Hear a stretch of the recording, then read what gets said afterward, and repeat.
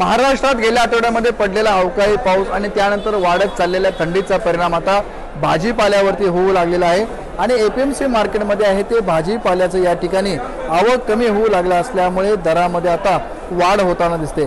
जवळपास 25 ते 30% आहेत ते भाजीपाल्याचे दर आता वाढलेले आहेत। आपण जर पाहिलं तर नवी मुंबईच्या एपीएमसी मार्केटमध्ये साधारण 700-750 गाड्या ह्या नेहमी येत असतात, मात्र गेल्या आठवडाभरापासून आहे ती गाड्यांची संख्या आता कमी झालेली आहे आणि 550 ते 600 गाड्या आहेत त्या आता एपीएमसी मार्केटला येऊ लागलेल्या आहेत। आपल्याबरोबर या ठिकाणी या गाव व्यापारीत आपण त्यांच्याशी बोलूया। सर, काय म्हणाल, काय परिणाम झालेला आहे भाजीपाल्याच्या दरावरती?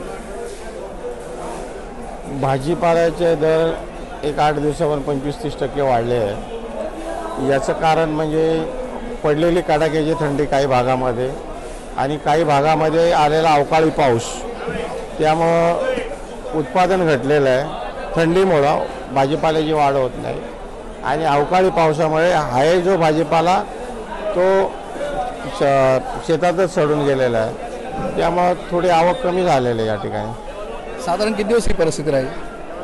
बघा, आता हवामानाचं काही सांगू शकत नाही, कधी पाऊस पडतोय कधी ऊन पडतंय आणि भाजीपाला हा नाशिवंत आहे, असं निश्चित कालावधी सांगू शकत नाही। पण महाराष्ट्र सोडून परराज्यातली आवक वाढलेले, वाटाणा असेल, गाजर असेल, फुलावर असेल, कोबी असेल, या थंडीमध्ये परराज्यातला माल जास्त असतो। नक्कीच आपण पाहतो की अवकाळी पाऊस आणि वाढलेली थंडी यामुळे आता भाजीपाल्यावरती पुढील काही दिवस तरी परिणाम होण्याची दाट शक्यता आहे। विनायक पाटील, एबीपी माझा, नवी मुंबई।